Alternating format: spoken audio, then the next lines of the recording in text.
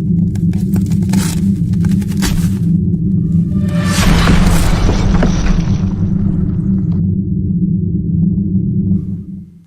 guys, welcome to Fantasy Tip. Max with you for another episode.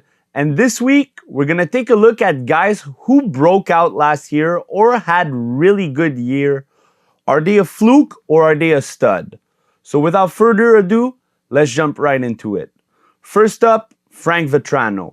Career high 37 goals and 60 points for Vatrano last season.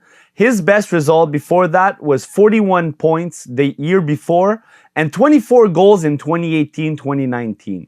With Cutter Gauthier joining the Ducks, Leo Carlsson ready to take a bigger role, and the rest of the kids stepping up, it's hard to see where Vatrano will fit in the lineup this year. Also tough to see him get any PP1 time. I don't think he replicates last season's total, and I don't trust anybody on the Ducks during fantasy draft.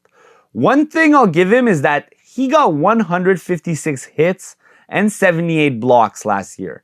That's 41.7% of his total career hits in one season. And I think his fantasy value might be boosted because of this. There is no data that shows that he can keep playing the same style of hockey he gave us in the 2023-2024 season.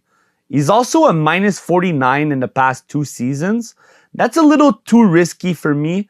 I'm going to put him in the fluke section. In Calgary, we have Nazem Kadri, who compiled 29 goals, 46 assists, 75 points last season. If you look at Kadri's career, it's a long line of inconsistencies. Can he be a point-per-game player as the number 1 center? Yes, absolutely. Has he done so consistently? Absolutely not. 75 points last year, 56 the year before. 87 points in 2021-2022, 32 points the year prior.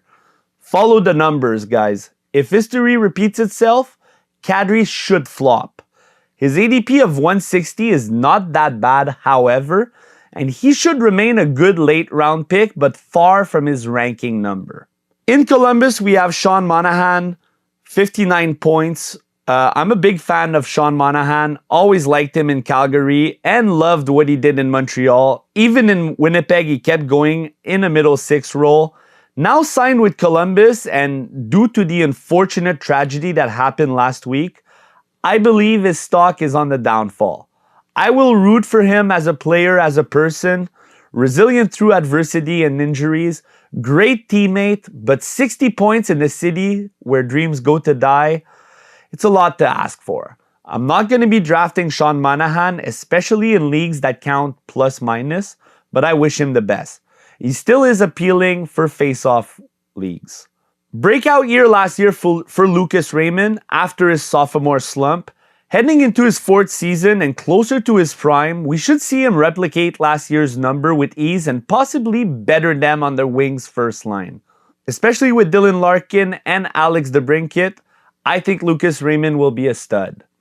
Now, Sam Reinhart, what a great year last season. Stanley Cup champion and scoring 57 times, adding 37 assists for 94 points, also finishing with a plus 29. His second best season came 2 years prior, where he obtained 82 points in 78 games. His third and fourth best season saw him get 67 and 65 points respectively. Never before had he achieved over 33 goals in the regular season. To me, there's no way he replicates those numbers. Can he get to 40 goals? Absolutely. I see him get between 30 and 40 and between the 68 to 75 point range. I think Reinhart belongs in the flukes compared to last year's numbers, but he still remains a very prolific fantasy player as long as you don't get him too early. You know, in the playoffs, he had 10 goals, 6 assists, 16 points in 24 games. With those numbers in a full season, that's not top 3 round material. Michael Matheson has been an absolute beast since arriving to Montreal. During his tenure, he's compiled 19 goals, 77 assists, 96 points in 130 games. That's good for 0.74 points per game. Last year, with his 62 points, he finished 9th in the entire league. I know Lane Hudson is coming and he will eat off the power play, but I wouldn't count Matheson out completely. His skating is absolutely elite, and his game gets better as time moves on. I was skeptical about Matheson when he first joined, but I can finally admit he's a real stud, and he's not going anywhere. He should at least see 0.66 points per game, which is 2 points every 3 games, which gives him around 55 points at the lowest, in my opinion. In Nashville, we have Gustav Nyquist. Now, the Predators got so much better this summer with the additions of Marchessault and Steven Stamkos. Nyquist should remain on the first line with O'Reilly and Philip Forsberg, in my opinion, since they were so good last year and carried most of the Preds' offense. The problem is, with Stammer and Marchessault joining ship, I think Nyquist loses his PP1 spot. It's hard to predict at the beginning of September, but with 24 power play points, including 19 power play assists last season, I think his overall stats should statistically regress. He should still see between 56 and 65 points. He was the best waiver wire pickup I've done and kept last season at almost a point per game, but his extreme lack of peripherals mixed with the additions of Stanley Cup champions do scare me a little bit here. Noah Dobson has been very consistent since starting his NHL career. He went from 7 points to 14, to 52, to 49, and finally exploded to 70 points last season.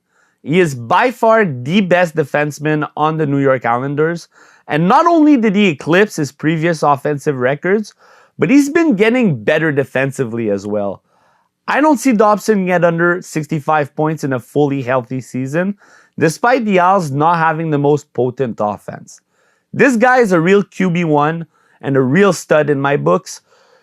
His ranking and ADP numbers are just right, and you can get him somewhere in between. We finally witnessed the hatching of Alexis Lafreniere. 57 points in his 4th season after obtaining 21, 31, and 39 points respectively. The former first overall pick had his last junior season cut short due to COVID and didn't play a full season in his rookie year. I think that really impacted his development and should see him above 60 points regularly from here on out. He's in a phenomenal place with Panarin, Zibanejad, Trocheck, Kreider, Adam Fox. Not only is he well surrounded, but he's also more mature. He owns elite skills. To me, Lafreniere is a stud, and I will be gambling on him in the mid-rounds. Also, expect 3+ shots per game this season.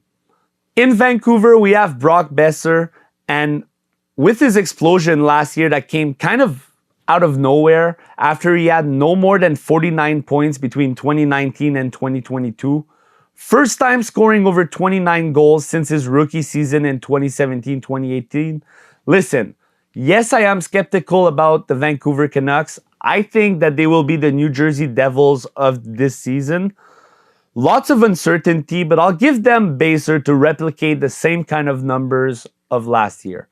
30 to 35 goals with 70 to 75 points seems more than attainable from the top line and PP1. He's a stud, but I'd get him between picks 70 to 80. And that's it for today, guys. Thank you for watching. If you have any questions about any other players around the league that you want to know if they're going to be a fluke or stud, feel free to comment down below and I will answer all your questions. Don't forget to click the like button, subscribe to our channel, and I will catch you next week.